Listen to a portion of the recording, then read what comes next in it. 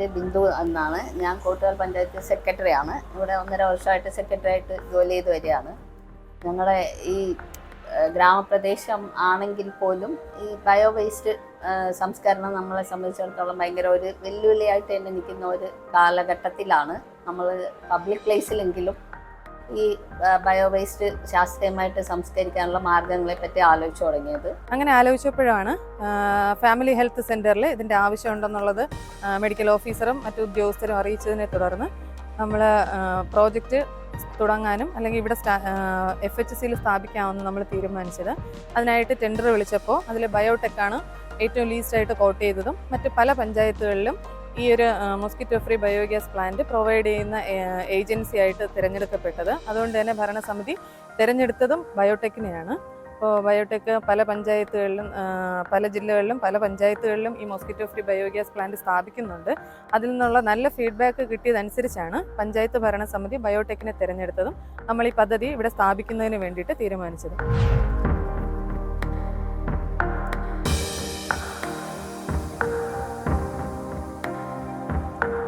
എൻ്റെ പേര് കെ ചന്ദ്രലേഖ, കോട്ടയം ഗ്രാമപഞ്ചായത്ത് പ്രസിഡൻ്റാണ്. ആശുപത്രിയിലെ മാലിന്യങ്ങൾ അവിടെ ശേഖരിച്ച് അതിനുള്ളിൽ നിക്ഷേപിച്ചുകൊണ്ട് ബയോഗ്യാസ് പ്രവർത്തിക്കുന്നതിനാവശ്യമായ നടപടിയാണ് ഞങ്ങൾ കൈക്കൊണ്ടിട്ടുള്ളത്.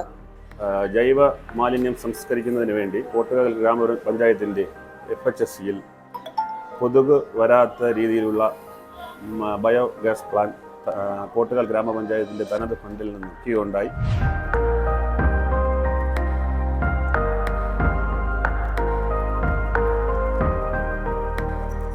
എൻ്റെ പേര് മിനി RS, നേഴ്സിംഗ് ഓഫീസറാണ്, കുടുംബാരോഗ്യ കേന്ദ്ര FHC കോട്ടയത്തിൽ. ഇവിടെ ബയോമെഡിക്കൽ വേസ്റ്റും ജനറൽ വേസ്റ്റിൻ്റെയും മാനേജ്മെൻറ്റ് നല്ല രീതിയിൽ നടന്നു വരികയായിരുന്നു. പക്ഷേ ഫുഡ് വേസ്റ്റ് മാനേജ്മെൻറ്റ് ഞങ്ങൾക്ക് ഒരു വെല്ലുവിളിയായിരുന്നു. ഒരു ബയോബിൻ ഉണ്ടെങ്കിലും അതിൻ്റെ പ്രവർത്തനം അപര്യാപ്തമായിരുന്നു.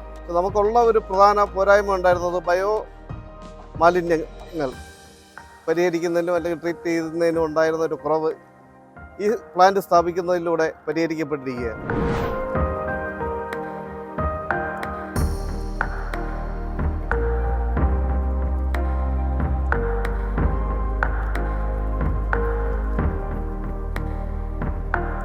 ഈ ബയോഗ്യാസ് പ്ലാന്റ് സ്ഥാപിച്ചതുകൊണ്ട് തന്നെ നമുക്കുണ്ടാകുന്നത് ഇവിടെ രോഗികൾ കൊണ്ടുവരുന്ന ഭക്ഷണാവശിഷ്ടങ്ങൾ, നമ്മുടെ PSCയിലുണ്ടാകുന്ന ഭക്ഷണ അവശിഷ്ടങ്ങൾ, അതുപോലെ വരുന്ന മറ്റ് ജൈവ അവശിഷ്ടങ്ങളെല്ലാം നമുക്കതിനെ സംസ്കരിക്കുന്നതിന് വേണ്ടിയിട്ടുള്ള നല്ലൊരു സംവിധാനമായിട്ട് മാറിയിരിക്കുകയാണ്.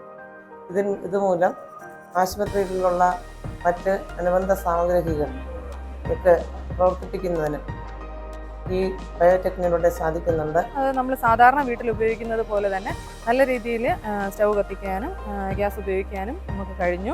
ഇത് വ്യക്തിപരമായിട്ട് എനിക്കിത് നന്നായിട്ട് പറയാൻ പറ്റുന്നത് എൻ്റെ വീട്ടിൽ അനർട്ടിൻ്റെ സഹായത്തോടു കൂടിയുള്ള സബ്സിഡിയുള്ള കോർപ്പറേഷൻ ഏരിയയിലാണ് ഞാൻ താമസിക്കുന്നത്. ആ ബയോഗ്യാസ് പ്ലാന്റ് ഞങ്ങൾ ഒരു 6 വർഷമായിട്ട് ഞങ്ങളുടെ വീട്ടിൽ മിനിമം വേസ്റ്റേ ഉണ്ടാവുള്ളൂ. മാക്സിമം ഒരു അര കിലോയോ അതിൽ താഴെ വേസ്റ്റ് ഉണ്ടാവുള്ളൂ. പക്ഷേ അവർ പറഞ്ഞിരിക്കുന്ന മെത്തേഡിൽ അത് കൃത്യമായിട്ട് ഉപയോഗിച്ച് വരികയാണെങ്കിൽ വളരെ സക്സസ്ഫുള്ളായിട്ട് അത് ഉപയോഗിക്കാനും പറ്റും. ഒരു ഏകദേശം 1.5-2 മണിക്കൂറോളം നന്നായിട്ട് നമ്മുടെ LPG പോലെ തന്നെ അത്രയും ഫ്ലെയിമിൽ അത്രയും നല്ല ഇതിലുള്ള ഗ്യാസ് ഞങ്ങൾക്ക് ലഭിക്കുന്നുണ്ട്. അത് ഞങ്ങൾ നന്നായിട്ട് യൂസ് ചെയ്ത് വരുന്നുമുണ്ട്.